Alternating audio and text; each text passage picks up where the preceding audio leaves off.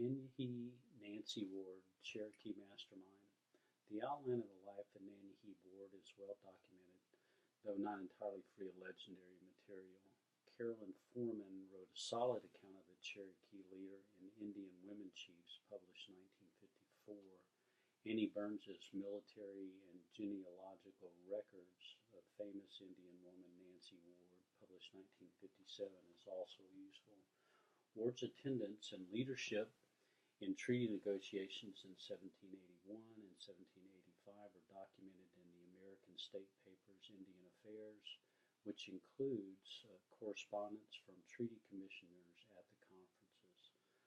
The few details of her life that are verifiable are tantalizing in the strong and wise leader that is portrayed in the accounts. Nanyehi, or Nancy as she was known to the white settlers that she dealt with, was a member of the Cherokee Nation, the niece of Chief Attakulla, who had visited London in 1730. She grew up and lived almost all of her life in what is now Monroe County, Tennessee, which borders South Carolina and the Nantahala National Forest. Nancy established a reputation for strength of character and decisiveness when she fought by her husband's side and in his stead when he was killed in the Cherokee Creek Battle of Tallawah, present-day Ball Ground, Georgia, in 1755. Her tribe bestowed upon her the title Beloved Woman for this action. A beloved woman was the leader of the Women's Council of the Cherokees and decidedly influential. Nancy Ward was an innovative thinker. After sheltering a captured white woman and before sending her safely home, Nancy learned about making butter and cheese from her. Nancy then introduced dairy farming to the Cherokees and became quite proficient at it herself. During the American Revolution, Nancy saved the lives of white settlers by warning them of impending Cherokee attacks. She also helped many captured white settlers to escape their Indian captors. In all these maneuvers, Nancy maintained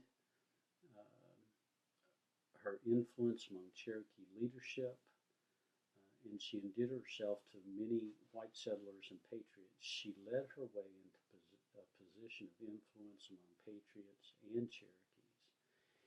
In the decades before the Revolutionary War, French leaders and American colonial governors competed for trade and military alliances with Indian tribes.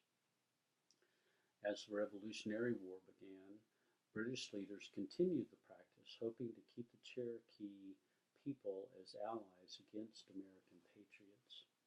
Cherokees, loyalists, and patriots in the backcountry of western South Carolina were all short of ammunition during the Revolution.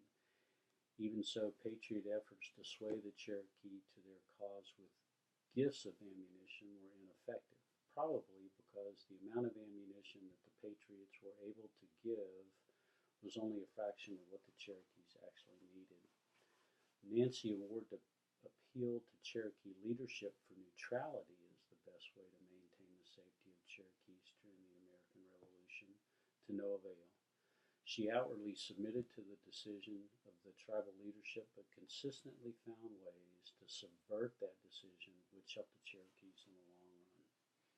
In July 1781, Nancy Ward was the lead speaker for the Cherokees at treaty negotiations with the new American government.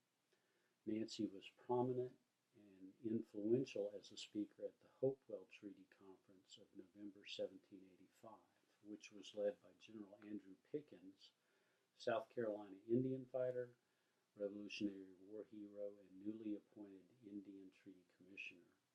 Thus, Nancy Ward's influence carried over into the next generation of Cherokees and Americans.